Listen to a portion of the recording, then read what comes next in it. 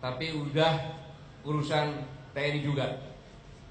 Dan saya juga sudah memerintahkan para Pakotama menyiapkan prajurit-prajuritnya untuk dilatih, disiapkan yang sehat, dan untuk diketahui oleh seluruh masyarakat Negara Kesatuan Republik Indonesia bahwa prajurit TNI sejak dia masuk, dididih, disumpah, para prajurit saya sudah memenuhi syarat-syarat dari segi agama apapun yang dia anut untuk melakukan jihad. Dan saya perintahkan dan ingatkan prajurit saya bukan penakut. Setiap akan tugas dimanapun juga pasti mereka berebut. Yang tidak tugas malu akan minta tugas, karena memang jiwa mereka ingin menjadi pahlawan. Kejadian ini tidak boleh berlarut-larut yang menghambat masyarakat untuk hidup tenang.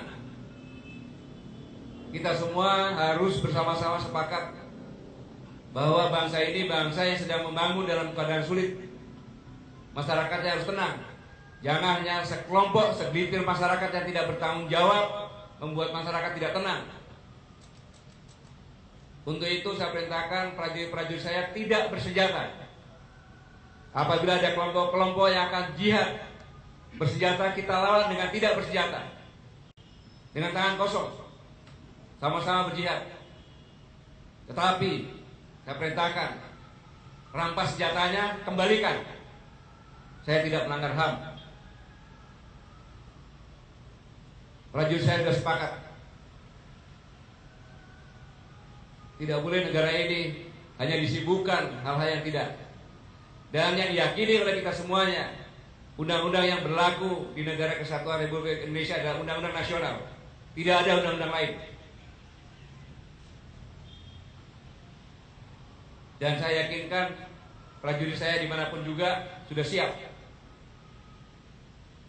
Dan bersama-sama dengan kepolisian untuk menjaga keamanan, ketertiban, dan melindungi semua masyarakat.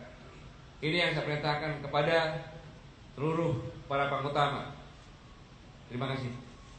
Saya ingin menekankan bahwa sekali lagi untuk proses hukum, Saudara Basuki Cahayapurnama sudah mendekati tahap akhir.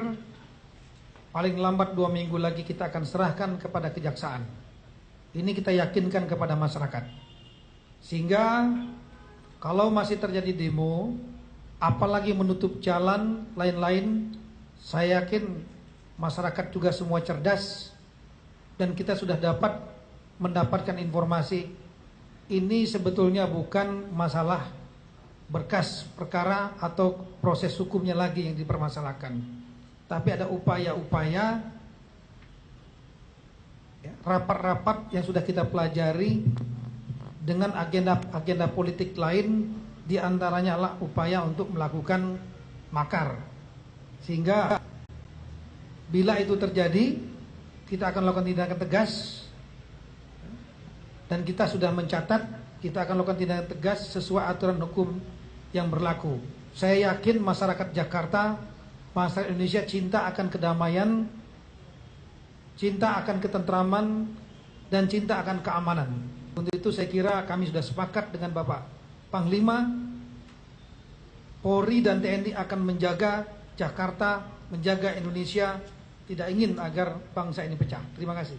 Tito, intinya kan kasus ini tidak akan selamanya saya bahwa ini segenting ini, mungkin istilah dari Panglima tadi.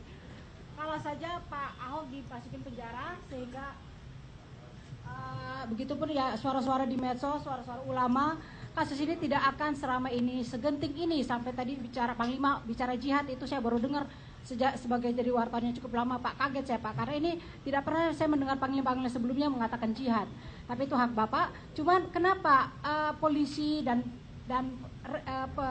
Presiden tidak langsung udah tahanlah si Ahok supaya negara ini tidak segenting itu. Terus kalau memang bicara makar, kenapa tidak langsung ditahan aja Pak orang-orang yang sudah punya agenda untuk itu? Karena itu kan perencanaan pun sudah bisa dipidanakan. Terima kasih.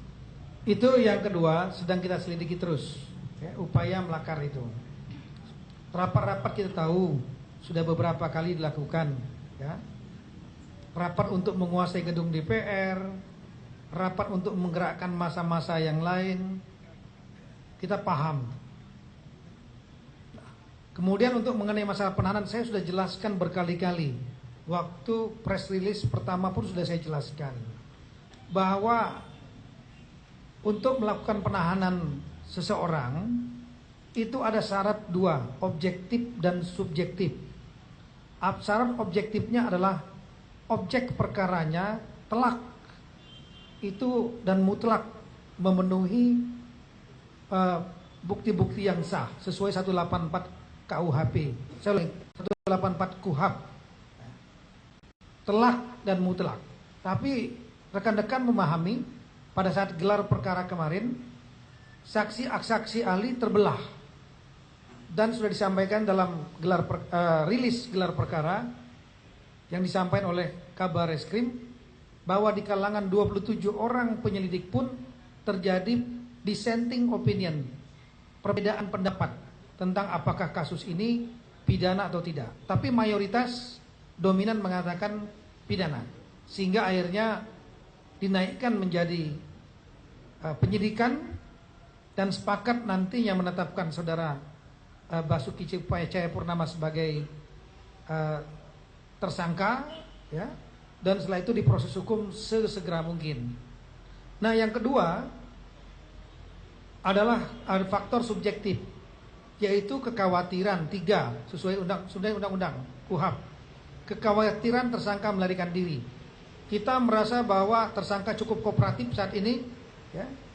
Dia datang pada saat diperiksa pertama tanpa panggilan, yang kedua dengan panggilan datang, yang ketiga yang bersangkutan dalam proses sebagai cagup pada pilkada, kalau melarikan diri juga akan rugi sendiri. Tapi kita juga sudah mengantisipasi dengan melakukan pencegahan. Yang bersangkutan tidak boleh keluar negeri.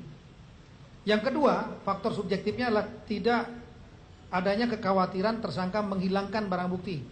Barang bukti yang paling utama yaitu rekaman video asli dan sudah diperiksa di laboratorium forensik sebagai video yang asli tanpa editan, ini sudah kita sita.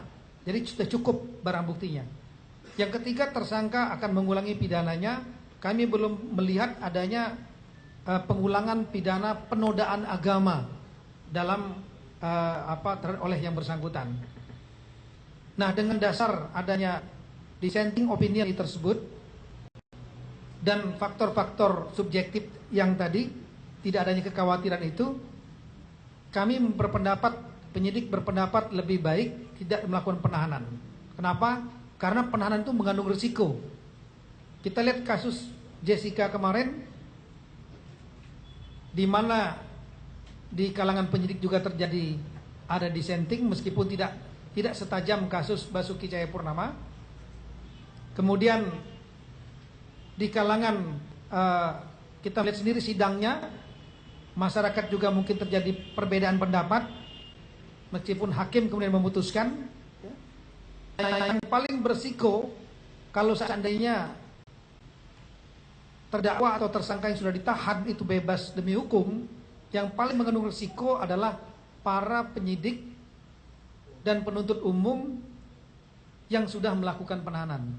Kenapa? Karena seandainya bebas murni, maka penyidik, penuntut umum dapat digugat, baik pidana maupun perdata, dapat digugat kita. Sebaliknya kalau kasus-kasus itu ternyata dinyatakan bersalah, tentu tidak akan digugat.